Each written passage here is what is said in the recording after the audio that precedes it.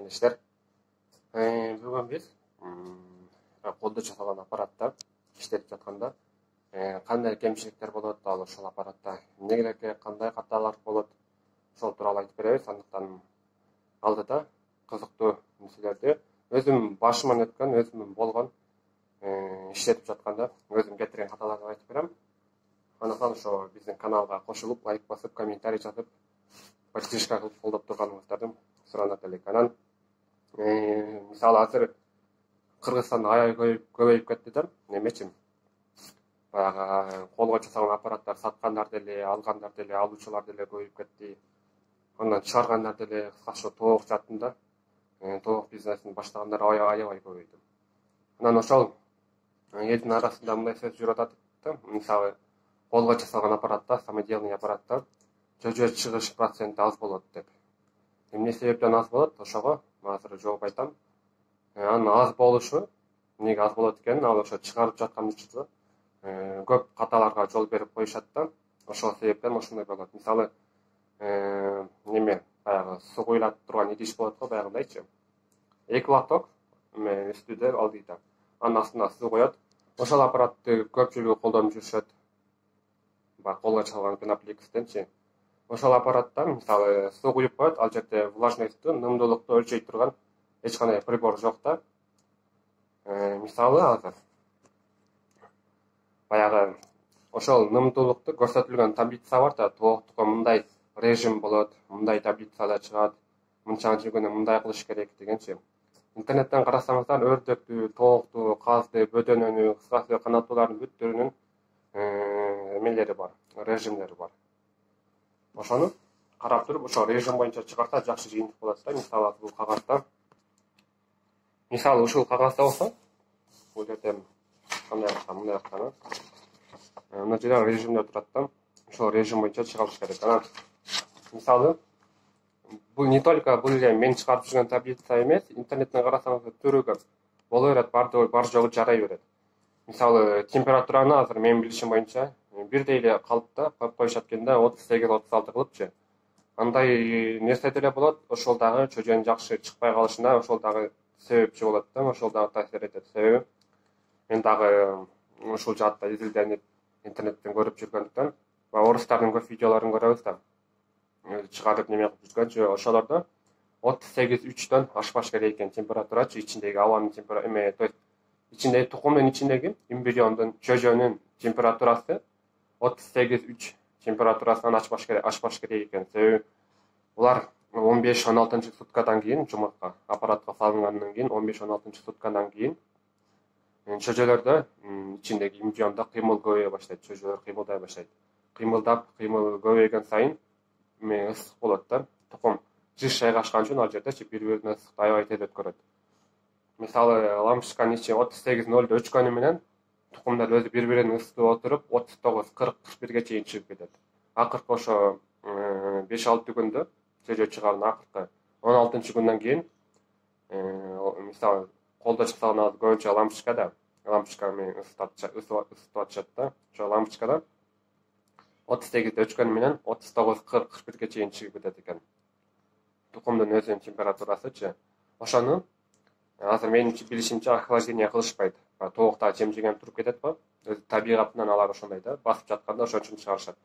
Тоокта жемжегени калганда тукумдар муздайт. Ошол себептен ошонусу плюс болот. Анан бул кагазда деле мисалы ошо интернеттен карасаңыздар түшүнөсүздөр да. Мен бул жерде кагазда охлаждение кылыш керек. Биринчи күндөн 5 күнгө чейин муздатпайт тукумду, ошо салган боюнча тура берет. Анан 6-күндөн 10 күнгө чейин муздатып, бир күндө бир маал көп эмес 10-15 мүнөттөн 11-күндөн 19-суткага чейин 2 маал 10-15 мүнөттөн муздатып туруш керек. Ошондо немеси ысыбайт да. Тукум өзү чөжөнүн температурасы, тукумдун ичиндеги чөжөнүн температурасы 38-3 градустан ашпаш керек. Ошонусун ашырып ирип, ошол дагы чөжөнүн жакшы чыкпай калышына таасир этет. Анан ошо нымдуулук деле неме болбош керек. Мына таблицада көрсөтүлгөн да. Биринчи 1 күндөн 5 күнгө чейин 60 болуш керек, 60%. Анан 6-күндөн 19-күнгө чейин 50% болуш керек дейт. 20, 21, 22 күндөрү 70% болуш керек дейт. Ошол процентти сактабайбыз. болгону астына суу коюп, не болсо ошо болсун деп тем кое атабыз да. Ошол дагы өзүнүн терс таасирин берет. Анткени мен үйдө өзүм чыгарып жүргөн аппаратта ошол каттачылыктар болуп атат азыркы учурда. Нымдуулук көп болсо, ичинде белок өсүп кетет экен. Белоктор чоңоюп кетет экен. Ошо белокту наоборот кургатыш керек экен. Нымдуулук кылбай, өстүрбөй кургатыш керек экен. Ошо белок чоңойгондо чөжө чыгып жатканда тукумду чегип коет да, тукумду чегип чыга албастан эле ошо жумуртканын ичинде өлүп калат чөжөчү. Аны ошо көрүп аткандар, аппарат иштетип аткандар түшүнсө керек, ошондой болуп калат. Ошонун себеби ошо нымдуулуктун көп болгонунан. Таблица боюнча иштебей, кыргызча кылып эле өз алдынча эле неме кылып коюшат го, чыгарып атышат го. Ошолордо ушундай болот. Анан канчалык көп тукумду оодарса ошончо жакшы болот. Эң көбү бир күндө 12 жолу, эң азы бир күндө 2 жолу. Ар 2 саат сайын оодарса болот, ар 4 саат сайын. Канчалык көп оодарса ошончо жакшы да, бир күндө эң көбү 12 жолу оодарганга чейин болот. Дагы эмне? Ошолар азыр ошон үчүн неме кылышат. Анан дагы бир неме жүрөт да, суу сепсе чөжө жакшы чыгат экен депчи. Ал кээ бирлери туура түшүнүп атат, кээ бирлери туура эмес түшүнүп эле айтып атышат да, баягы суу сепкенде ичинде нымдуулукту көбөйтүш керек экен, баягы чөжө чыгып атканда нымдуулук көп болуш керек экен депчи. Ал баягы суу куйлатып идишке суу куйса өзү постоянно 60-70% турат. Мен үйдө влагомер салып текшерип көрөм да, постоянно 60-70% турат. Ал суунун баягы ачык, бети ачык да, нымдуулук көп чыгат андан. Ошон үчүн неме көп болуп атат. Ичиндеги нымдуулук көп болуп чыга албай калышат. Анан ошо суу сепкенде баягы эле суу чача турган идиштер болот го, антисептиктин идишине окшогон. Ошол сыяктуу идиштерге суу куюп алып чачатышат. Кээ бирлери туура эле кылып атат, кээ бирлери туура эмес кылып коюп атышат да, ошондуктанчы. Себеби ал жерде ысык суу чачыш керек, нымдуулукту көбөйтүш керек экен деп атышат да. Ал жерде тескерисинче нымдуулукту эмес, тукум айтып атпаймынбы, ошол жерде ысып кетет ичиндеги чөжө. Ошо чөжөнү муздатыш үчүн чачылат. 38 3төн ашпаш керек да, ичиндеги чөжөнүн температурасы. Ичиндеги абанын температурасы мисалы 38де өчтө температурасы, лампочка өчтө, өзү чөжө бири-бирин ысытып отуруп 40-41ге чейин ысып кетет. Кайра муздап түшөт, кайра 36да күйөт лампочка, кайра ысып 38де өчөт, кайра 41ге чейин чыгып кетет. Ошондой нерселерге каттачылыктарга жол бербеш керек. Ошо влажностьту деле, нымдуулукту деле жакшы сакташ керек. Анан температурасы ошо бирдей калыпта койгонго деле ал деле болбойт экен. Мен дагы көрдүм, бул жаатта кандай десем, опыт аз эле убакыттын ичинде бирок кыйла эле опыт болуп калды бул тууралуучу. Мисалы башта мен 4-5 таблица менен иштеп көрдүм, чыгарып көрдүм. Эң жакшысы ошол интернеттен алып эле неме кылдым. Бирдей температура кылгам мен делечи. Баягы адеп температурасын азайтып түшүрө бербей, көп ухат кыла бербей, бирдей деле чыкса керек деп чыгардым, жакшы болбоду. Башкаларын көрдүм, башка жолдорун карадым, ал дагы жакшы болбоду. Ошондо интернеттен караганда таблицалар көп. Баягы карайсыздар да, температурасы бирдей болбосо, 21 күн тең бирдей эмес, улам азайып туруш керек. Ошондо жакшы болот. Мисалы, тукумду жаңы салганда, ал сразу эле ысып кетпейт тукумчу, ичиндеги ошо канча болсо ошол жерде тура берет. Мисалы 39га койсо, 39 мөчө тура берет. 10 күнгө чейин деле ошондой 38-5ке түшүрүш керек. Улам убакыт өткөн сайын температура бирдей болсо деле тукумдун кабыгы эмес, тукумдун ичиндеги чөжө, эмбрион температурасы жогорулап өсө берет. Ошон үчүн мына таблицада интернеттен карасаңыздар сразу эле байкалат да. Башында температура көп, кийин азайып 37,2, 37,5ке чейин түшөт. Чыгып аткан учурдачы, себеби ошо 37,5, 37,2ге температураны койсо, 37,5те мисалы свет өчө турган болсо, эгерде мисалга айтканда 37,5те свет өчсө, ичиндеги неме көтөрүлүп 38,3, 38,4, 38 ошол чамада болуп калат да, андан ашпаш керек. Ошон үчүн бул таблицалар иштелип чыгарылган. Уже бул готовый нерсе да. Эч коркпой ушу боюнча чыгарса болот. Буну да алгандан кийин азыр ошо көпчүлүк эле чалапылай түшүнүп эле айтып атышат да, маалыматтар делечи. Ушундай кылдым, ушундай болот экен, аны угуп, экинчиси кылып, аны угуп, дагы башка кылып. Туура эмес эле, туура эмес деген деле туура келбей калса керек, эми чыгат анда делечи, бирок ошондо көп жакшы чыкпай калат деген сөз ушундан келип чыгып атат да. Ушундай каттачылыктарды кетирип коюп атабыз. Ошол себептен ошондой болот. Азыр мен бул жакта чыгарып аткан жөжөлөрдү дагы көрсөтөйүн. Мен жасап чыгарып аткан аппараттар ушул. Мисалы, температурасы ушунда турсам, ичинде эшик үстүн ачылат меники. Заводской бул жерде азыр температурасын өзү коюп койсо, мисалы ошол боюнча сактап турат. Андан ашырбай, ага жеткирбей. То есть андан ашырбай, андан ылдыйга музатпай, ошол температурада кармап турат. Бул ошо айнектен карап турса болот ичин. Дагы эмне? Буну поворот кылганда, тукум отарганда ар бир тукумду алып отарыштын кереги жок. Болгону ушул боюнча эле отарса болот мына. Заводской аппараттарда ушул боюнча отарылат да. 45 градуска эки тарапка эле 45 градуска отарылат. Бул деле ошондой эле 45 градуска, мисалы мына. Бул тараптан эле бери көрсөтүп басса, бул тарапка отарылат. Эки тарапка эле отарылат. Анан бул жерде неме болгон? Ичинде кадимки эле обычный эле идишке суу куйсак, бул жерде азыр влагометр бар да, мына 50% деп турат да. Бул уже норма. Буларга 13-күн күн болду. Булар ошондо таблица боюнча 13 күн болду. 13 күндө бул 50% болуш керек да, бул уже норма. Буну мен кантип атайт десеңиздер, азыр тигил жакта немен көрсөтөм. Ошо влажностьты азайтыш үчүн мына бул обычный эле Фенакрикс. Бул жерде 13 та тешик турат да, мисалы ручканы тешиктен 13 тешик турат. Ошону баягы суу куюлган идиштин эле бетине мындайынан жаап койсо, влажность азаят. Азаят дегенде бул ар бир эле аппараттын көлөмүнө жараша тура келет да. Мен да көлөмүнө үйдө азыр текшерип көрүп атам да, влагометр салыпчы. Ошондо ошонча ушундай көлөмдө кылганда влажность 50% сакталып атат, 50% боюнча. Ошол кагазында 50% деп туруш керек. Мен ошо 50%ке чейин түшүрдүм. Өзүңүздөр деле баягындай темир поднос идиштер болот го, суу куюлганчы аппаратта. Ошого ошондой жасап алсаңыздар болот. Обычный Фенакрикс кусоктор болсо ошондон, болбосо картон кагаздар бар. Ошону тешип. Менин аппаратыма ошо 13 та тешик кылдым. Чыпалактан бир аз ниш керек. Тешик керек. Ручканы кынай десек болот да, ручканын тешигинден 13 тешик. Бул ошо менин аппаратыма туура келет. Мен жасап, менден алып аткан адамдарга ушундай кылса болот. Анан берким аппараттар деле бар, аларга деле ушул эле кылса болот, но бирок аны ичине влагометрден салып, нымдуулукту өлчөй турган прибордон салып текшерип көрүш керек да. Анын көлөмү бир аз чаканыраак меникине караганда, меники 123 жумуртка батат да, көлөмү меникинен чаканыраак. Ошон үчүн 13 та тешик кылсаңыздар, ал жерде нымдуулук көп болуп кетиши мүмкүн. Ошону салып бир 10 тешикпи же 8 тешикпи кылып улам текшерип көрөсүңөр, кайсынысы туура келсе 50%ке. Ошонусун кылсаңыздар жагай берет. 50%ты каяктан алам, каяктан айтып атасың десеңиз, мындай таблицалар көп интернеттечи. Ушундан алып, ушул боюнча карашыңыз керек. Бул жерде температурасы, влажность, бул жерде охлаждениясы, бул жерде дагы поворот деген жерлер бар. Одарыш керек деген, музатыш керек. Ошол боюнча карап чыгарсаңыздар жакшы жыйынтык болот да. Анан азыр кыргызча эле баягы температурасын бирөө айтканын угуп же башка кылып ошентип берсеңиздер, анда жакшы жыйынтык болбойт. Азыр ошол баягы колго жасалган аппараттар начар чыгып атат, жакшы чыгарбайт экен, заводскойлор жакшы экен дегендер. Ошондой катачылыктарды оңдогондо, ошондо жакшы чыгарат да. Азыр ошо саткан балдар аябай эле көп экен, менде деле айтып атышат. Немедечи, WhatsApp группабыз бар, эгерде кошулам десеңиздер, ошо видеонун описаниясында ссылка турат, ошол аркылуу кошулсаңыздар болот. Ошол WhatsApp группабыздан көпчүлүк адамдар айтып атат да, ошондой азыр көбүнчөсү эле меники жаңы модель, буга чейин эч ким жок элек.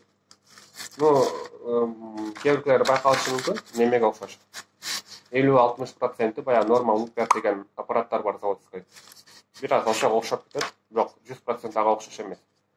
Азыр көбүнчөсү баягы биринчи ошто баягы балдар жасап чыкпады белем. Ошол боюнча жайылып кетип атат да, көбүнчөчү эки лоток болот экен деп. Анан кийин эки лоток. Мен андан иштетип көрбөдүм, ачыгын айтканда иштетип көрбөдүм. Ошол жерде ниторак болуп атат, же башка деп атат, ошолорду. Мен кимден оштол балдардын жаман дебейм, алардыкы делечи. Жакшы эле, бирок именно алардан алдыбы, алардан эмес же башка бирөөдөн алдыбы билбейм, ошо алышкан экен. Группада көп эле талкуу болуп атат да, ошол жөнүндөчү. Эки лоток болсо, тукумду отарат да, бир күн эки малчы ручной отагат да. Лотокту биринчи лотокту баардыгын отарганы менен, экинчи лотокту отарганы менен, ылдыйкы лотокту астына лотокту үстүнө салыш керек экен деп атышат. Себеби өзү физика боюнча жылуулук жогоруда турат да. Ал эми ал жасаган аппараттарда лампочка жогоруда ылдыйда экен да. Ылдыйдагы жылуулук чыгып жогору көтөрүлөт, и жогоруда дагы лампочка бар. Ошондо тукумдарды ысытып коюп атат. Ошондо үстүңкү лотокду ылдыйгын үстүгө салып туруш керек экен. Ошондо жакшы чыгат экен деп атат. Андай кылсаңыздар деле болот. Болгону ошо эң оптималдуу, эң жакшы неме жасагандарга айтат элем, могушунча бир лоток кылып, жакшы кылып, качественный кылып жасаса, ошолор жакшы болот да. Дагы башка эмне? Ошол менде дагы неме болгон, 120 штук жумуртка салсам, меникине 120 батат да, 120-ны салсам, алардын арасынан бир 10 чактысы неме болуп калат. Жөө бар, бирок өлүп калат. Ал сөзсүз түрдө болот. Бүт аппаратта андай нерсе болот. Биринчиден тукумдун качествосуна карайт да, тукум канчалык свежий, канчалык жаңы, канчалык жакшы болсо, ошончолук жакшы чыгат. Тукумдун өзүнө карайт. Ал эми тукум, мисалы, тукум чыгып атканда тукум менен тешип, тукумдун кабыгын тешип, чыйрак чыгып, и дальше дагы чоңоюп жашап кетишине, ошо жумуртканын тууган тоокторду жакшы бакса, витаминдер жетиштүү кылып, жемдерин азайтып, аз бербей, өз нормасында берип, жана башка немелерди условиясын жакшы кылса, ошондон алган жумурткалар немеси көп болот, сапаты жакшы болот. Ошолордон дагы чыгышы аябай ишеничтүү чыгат да, жакшы болот. Мисалы, чыга билген, чыкпай билген неме кылбай, жакшы ишеничтүү коркпой сала берсе болот ошонун жумурткасынан. Анан жолдо келгенде деле неме болуп калат экен.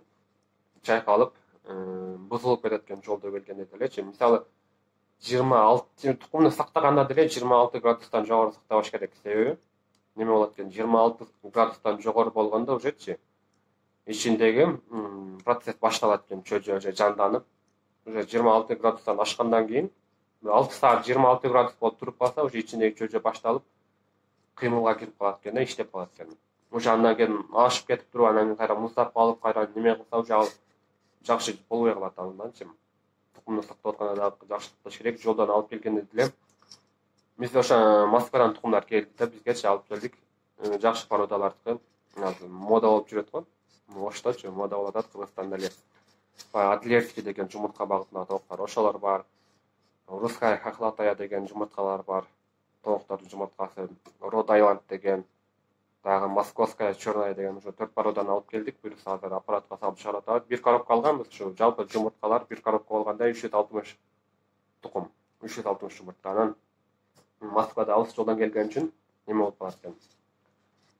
Баягы жолдо улам келген сайын чайкалып отуруп, тукумдун ичине майда жипке окшогон майда жипче тамырлар болот экен. Ошо улам чайкалган сайын тамыры үзүлүп кетет экен да. Тамыры үзүлүп кетип, ошондон жарабай калат экен көпчүлүгү. Жолдо алып келгенде ошо этте алып келиш керек экен. Ошондо чайкалып, үзүлүп кетип, анан жарабай калат экен.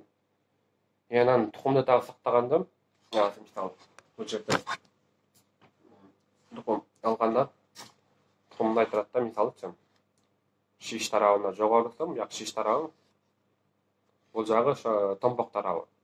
Өзү тукумду, мисалы, мен башына дагы бир катта кетиргем, аппаратка тукумду салып атканда, ошо шиш тарабын мен мындай ылдыйына каратып салып койгом да. Шиш тарабын ылдыйга. Себеби томпок тарабы, то есть шиш тарабын жогору каратып салып койгом мен. Ошондо баягы томпок тарабында тукумду сууга бышырганда деле байкалат го. Томпок тарабында воздушный камерасы болот тукумдунчу, баягы бош орун. Ошол жерге ошонусун ылдый каратып салып койгом да. Ылдый каратканда ошо воздушный камерасы ылдыйда турат да, мисалы, мен ушул боюнча салгам, воздушный камерасы жылып, жогоруга жылып кетип калат экен. А чөжө чыгып атканда ошо томпок жагынан чыгат экен. Чөжө тукумду тешсе, бул жерде бош орун жок болуп калат да, бул жака жылып кеткен болот. Ошондо тукум чөжө ошол жерден чыкканда бош орун жок болуп, дем ала албай, тукумду тешип эле өлүп калышат. Ошондон деле болот. Ошо полуавтоматка мага окшогон полуавтомат же заводской автомат аппараттар болсо, ошо тукумду шиш тарабын ылдыйга кылып калыш керек. Ошондо воздушный камерасы жогоруда туруш керек, шиш тарабы ылдыйда болуш керек. Ошондо воздушный камера мындай тукум 45 градуска бияка аударылат, кайра 45 градуска бияка аударылат да. Ошентип аударса дагы болобу, ушин тукумду мындай турган тукумду X да биягы палочкага белгилеп алып туруп, ошол боюнча аударыш керек экен го дейт да. Өзү бүт эле заводской аппараттарда ушул механизм менен аударылат да 45 градуска. Мисалы, тукум мындай 45 градус болуп турат да, ылдый ушул боюнча турса, кайра буну оодарганда бул тарапка койт да, мына ичиндеги чөжө эки тарапка койт. Онун оодарганын себеби ошо ичиндеги чөжө тукумдун кабыгына жабышып калбаш үчүн оодарылат. Канчалык көп оодарса ошончолук жакшы болот. Ошо аппаратка салып атканда деле тукумду жакшы тандап туруп салса жакшы чыгат да. А эгер жаман тукум болсо, мисалы, жакшы жерде сакталбаган же кандайдыр бир причиналары бар, срок өтүп кеткен, болбогон тукумдарды салса, заводской аппаратка салса деле ала чыгарбайт, ачык айткандачы, баягы болбогон тукумду деле салып койсо чыгара бербейт да. Ошо эң биринчи тукумдун качествосуна карайт да, канча процент чыгышы. Анан аппарат алып аткандар неме кылышат да, канча процент гарантия бересиңер, ошо канча процент чыгышына дейт. Ал, по-моему, гарантия деле берилбейт го дейм, ал канча проценти боюнчачы. Менин билишимче, балким туура эмес айтып аткандырмын, бирок ошо гарантия деле берилбейт да. Ал канча процент чыгышы ошо тукумдун өзүнөн, ошо аппарат иштеткен адамдын өзүнөн болот да. Өзү жакшы ухат кылып жакшы караса жакшы чыгат. Анан ушундай каталарды кетирип атабыз да. Тукумду жакшы тандабай, жакшы сактабай, жакшы тандемге кылып салбай. И анан дагы бир нерсе неме деп атышат. Видеонун комментарийинде же болбосо WhatsApp группабызда айтып атат да. Тукумду мындай текшерип атканда телефон менен неме кылса болот. Караңгы жерге коюп туруп, фонарикти жандырса, тукумдун ичи көрүнөт да. Кайдымгыдай көрүнөт. Башына кантип текшерип салса болот дейт. Башында ачык айтканда мен деле билбедим кантип текшерип болот. Мен обычный эле баарын алып келип салам. 5 күндөн кийин толук 100% ичи көрүнөт, чөжө бар же жок экени. Чөжө бар болсо, тамырлап ичинде эмбрион көрүнүп, тамырлар өсүп калат. Эми чөжө жоктору пустой, эч нерсе жок, лампочка болуп сап-сары болуп жанып тура берет. Аларда чөжө жок болот. Анан ошонусун дагы неме кылса болот. Тукумдун кабыгы баягы быжымык болуп калат, билсеңиздер керек. Ошо фонарик жандырганда ичи быжымык точка болуп көрүнөт. Ошону айтышат да. Неме депчи, ошону салбаш керек, андан чөжө чыкпайт деп. Андан деле чөжө чыгат. Ал тукумдун немесинен болот. Кабыгы өзү эле ошондой болот. А ичи кандай экенин ким билет? Тукумдун өзүнөн эле болот, кабыгынан элечи. Анан эч кандай роль ойнобойт алчы. Ал тукум кандай учурларда ошондой тукум көп болот. Мисалы, тооктор камалып турат го, эшикке чыгып витамин жебей, курт кумурска жебей, кечке бир түрлүү жем жеп камалып тура берген тукумдар, тооктордун туулган тукумдар ошондой сырты быжымык болуп калат. Ошо Москвадан келген тукумдардын бир 80-90% ошондой экен, сырты быжымык. Мен ойлоп койдук. Ошо Москвада, по-моему, булар чоң фермада, ошо фермада тукум саткан немелерде неме болуш керек буларчы. Тооктор жалаң немелерде сакталат да, бир эле сарайда же тоокканада же курятникте эле болгон үчүн, көп эшикке чыгарып берген үчүн тукумдун кабыгы ошондой болуп калат экен. Айтары ошондой көп каталарга жол бере берип, жакшы чыкпай калат деген себеп ошондон болуп атат. Азыр биз ошол каталарыбызды оңдоп, буга чейин биринчи аппарат жасаганбыз биз. Эки тарапка кол менен одара турган кылып. Андан ошо катта деле чыккан жок, но бирок тукумду одара берип жадап кетет экенсиң, аны оңдоп туруп, полуавтоматтуу эки тарапка 45 градуска одара турган кылып. Аны кылдык. И анан дагы бир нерсе неме болуп атат. Баягы аппараттын ичинде лампочка болуп атат да. Лампочка ак болуп жанат да. Ошол ак неме кылат. Жылуулукту тукумду күлгүзүп таштайт алчы. Канчалык неме болгон сайын, канчалык алыс болбосо деле баары бир лампочканын нуру тийип атат да.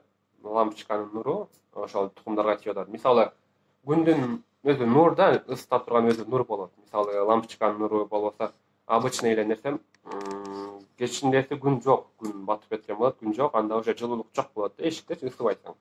Ал эми күндүздө күн тийип турган убакта ысыйсың. Ал неге? Ошо күндүн нуру тийип турган үчүн ошондо ысыйт да. Ошо күндүн нуру болбосо лампочканын нуру ошо нурдан болот основном. Жылуулук ошо нурдан болот. Анан ошо лампочканын жанына вентилятор койсо эле, ошо вентилятор ошо баардык ысык деле айдап кетет дебейт да. Мисалы, эшикте деле күн тийип турса деле, шамал болуп атса деле, мисалы да, мисал айтканда шамал болуп атканда деле ал күндүн нурун алып кете албайт. Ошондой эле аппаратта жасалып атканда деле ошондой кылып, ошондой болуп атат. Ошол лампочка мисалы, лампочка болсо үстүнө мындай кылып тосуш керек, защита кылыпчы, чтобы баягы жумурткага жылуулугу жумурткага катуу өтүп кетпеш үчүн защита кылып коюш керек. Мисалы, лампочка болсо бул жердеги жумурткаларга жылуулугу тиет, катуу тиет, а бул жактарына муздагыраак болуп калат. Жылуулук бардык жерде бирдей болбой калат да. Ошол себептен көбү баягы брак болуп калышы мүмкүн. Чөжө чыга албай кыйналып чыгып атканда кыйналып өлүп калышы мүмкүн. Уже буга чейин чөжө чыгарып атканда уже түшүнсө керек. Чөжө чыгып атканда өлүп калган учурлар болот дагычы. Ошонун себеби ошондон болот да. Көпчүлүгү үчүн тукумдун эң биринчи тукумдун өзүнө карайт, экинчиден анан немеге карайт. Ошо аппараттын жасалышына карайт да. Ошо таблицаны жакшы алып, ошол боюнча эч жерин өзгөртпөй жакшы чыгарса ошондой жакшы эле болот. Как заводской аппаратта эле чыгат да.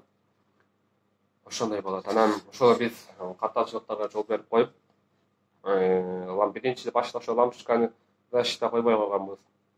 Аны оңдодук. Андан кийин ошо влажностьту карабадык. Но в принципе менде бир 10-15 шакты өлөт да. Мисалы 120 ичинен 10-15 шакты чыгып атканда өлүп калат. Тукумду тешип, же болбосо тукумдун ичинде өлүп калат. Анан ал өлгөнүн себеби ошол интернеттен карап көрсөк, ошо орустардын видеосун көп көрөбүз, биз делечи ошол чоң эле эмелер бар, каналдары бар. Ошол аппарат жөнүндө, инкубатор жөнүндө, тоок жөнүндө кыскасы айтор, жумуртканы кантип чыгарыш керек ошол тууралуу видеолор көп. Көрсөңүздөр деле болот.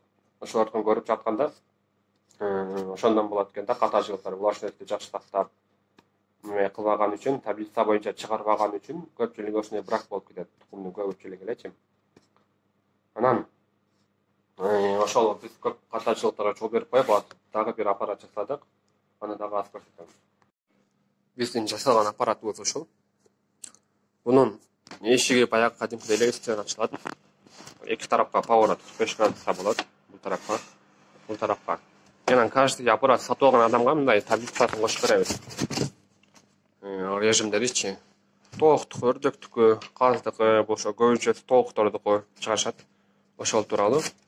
Эшигин ачкандан кийин бул жерде ошол лотокко жумуртка салынат. Анан салып келип, жумуртканы мисалы бияктан тизип келетип, жумуртка жетпей калган жерден бул менен алып мындай кысып койсо болот. Лотокто алгандан кийин бул жерде ошол азыр лампочка турат. Лампочканын арагында ошол вентилятор. Ал ошо лампочканын үстүнө эле мындай пеноплекс менен защита кылып тосуп койгонбуз, ошо күндүн нуру чтоб мыякка тийбеш үчүн жумурткаларга.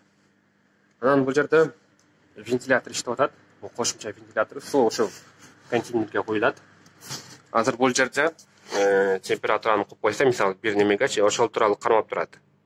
Коюп койсо, мисалы бул жерден настройкасына койсо, 38ге койсо, ошол боюнча ысып кетсе өчүрүп, же болбосо муздап баратса кайра жандырып карап турат. Ал эми бул ошо влажностьту койсоң деле, мисалы 50% деп туруп бул жерден калибровка кылып 50%ке койсо, ошол тууралуу, ошол боюнча 50% боюнча кармап турат. Аны кантип кармайт десеңиздер, мына вентилятор коюлат да. Бул азыр күчө иштеп жатат. 12 вольтка кичинекейдей вентилятор. Ошо нымдуулук азайып баштаганда, 50ге койсоң, 50ден азайып баштаганда, ошо вентилятор иштейт, өзү автоматически жанат. Мына влажность көбөйт. Бул ошо шамал болгондо влажность көбөйөт экен. Бул ошо көбөйөт, влажность кайра 50%ке жеткенде кайра вентилятор өчүп туруп, кайра баягы ичи муздай баштаганда, то есть муздай дедим да, нымдуулук кетип баштаганда 50%тан азайып атканда кайра вентилятор жанып, 50%ке кайра көтөрүп коет нымдуулукту. Айтор ушул немеде сактап турат. Койгон нерседечи. Бул уже как бүт эле заводской автомат болуп калды. Болгон ошол мына переворот эле, одорган эле пол автомат болуп калды. Бул тарапка, кайра бул тарапка. Ошонусу эле пол автомат, калган бүт эле уже автоматика болуп калды да. Соосу ошого куюлат, 2 литр суу батат ага. Канча десе, бир жумадан ашыраак чыдап турат да, суусу түгөнбөй неме кылып турат. Бул жерде ошо контейнердин бети тешилген, вентилятор иштегенде ошодон сууга неме кылып, сууну бууландырып вентилятор, ошодон нымдуулуктар ошо буусу ошо тешиктерден чыгат. Ушул аппараттарды жасап, жаңы модельде, жаңы эмелерди киргизип, жагуулантууларды киргизип, айтор ушундай жаңы аппараттарды жасадык. Буну эми алам дегендер, ошол номерибизди калтырып коет, ошол жактан байланышып алсаңыздар болот. Biz Жалал Абад областынан болабыз, Көкжаңак шаарында турабыз. Алам десеңиздер, Жалал Абадка алып түшүп беребиз, болбосо машиналардан салып жиберебиз. Бул 5,5 миң болот. 120 жумуртка атат. Бунуку ошол жакшы чыгарам, эгерде эч кандай немелер болбосун десеңиздер, ушуну алсаңыздар болот да. Бул жерде включатель бар. Өчүрөт, кайра жанат. Ошол. Айтор ушундай, алам десеңиздер, ошол байланышып алсаңыздар болот. Эгерде жакшы чыксын, чөйрөлөрдүн көбү бракка кетпесин десеңиздер, ушул аппаратты алсаңыздар жакшы. Ал эми булардын деле ичи кудум ошондой неме кылса болот. Лампочка тосулган. Болгон ошо астына тукумдар бар экен да, көрсөткөнгө неме болбой атат. Астында немеси бар. Обычный эле поднос идиш болот го, суу куюлган ошондой. Ошо астына вентилятор бул капталда. Бул жерде лампочка. Вентилятор лампочканы айдайт. Бул жерде ошо суу бар, суу булантырат. Анан ошо башында 5 күн влажность көп болуш керек менин ишеткем таблица боюнча. Ошол таблицаны берем каждый алган адамгачы. Анан ошол таблицадан кийин 6-күндөн 19-күнгө чейин 50% болуш керек да. Аны кантип азайтам, влажность көп болсо жакшы болуп калат экен болот десеңиздер, ошо баягы көрсөткөндөй эле ушуну коюп коесуздар. Ушундай эме кылып берем. Суунун бетине коюп коесуздар. Уже автоматически бул эсептелген. Влажность 50%ге түшөт. Уже неме болот да, 50%ге түшөт. Кайра 19-күндөн кийин буну алып койсоңуздар, уже чөйрө чыгып атканда влажность көп болуш керек, өзү кайра 60-70%ке көтөрүлөт. Бунуку деле ошондой, эки тарапка оодарылат. Болгон ошо влажностьтун эле контролу жок бунда. Анан ошо свет өчө берген үчүн мындай бар да, мына инвектор деп коет. 12 вольт кирди бул жерден, аккумулятордон плюс-минустан 12 вольт кирип, бул жерден 220 вольт чыгат. Мисалы азыр бул аппаратты өчүрдүк, суруп токтон. Ал эми бул жерге сайганда мына жанында иштейт. Ошондой алып туруп машина базарда сатат болчу. Мен азыр бул жерде 800 ватт да. Ичинде 100 ваттык лампочкадан менде азыр канча 4 иштеп атат да, 400 ватт болот ошондо. Мен 800 ватт бул 8 аппаратты көтөрөт. 8 аппаратты уласа иштете берет. 100 ваттан 8 аппаратты иштете берет. Плюс бул аккумуляторга зарядник да бар, зарядник кошо аласыздар, алам десеңиздерчи. Алып койсо жакшы экен. Көп эле неме болуп калат экен да, банкрот болот экенсиңиздер. Неме болбосочу. Бул жок свет өчүп калса, Кыргызстанда көп өчөт свет. Ошон үчүн ушуну алып койсоңуздар, ошо иштей берет.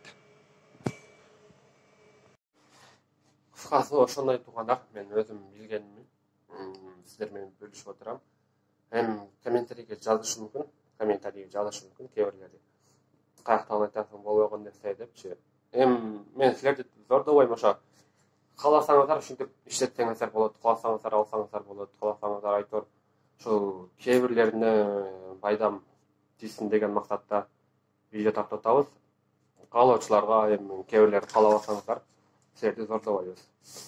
Ошол туугандар, көптөн бери видео киргизбей, уже канча 3 жума болуп кетиптир. 3 жумадан кийин кол бошобой, 3 жумадан бери кол бошобой, эми гана кол бошоп видео тартып отурабыз.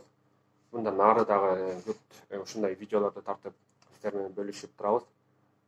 Сиз ошо каналга кошулуп, лайк басып, комментарий жазып колдоп турушуңузду суранабыз.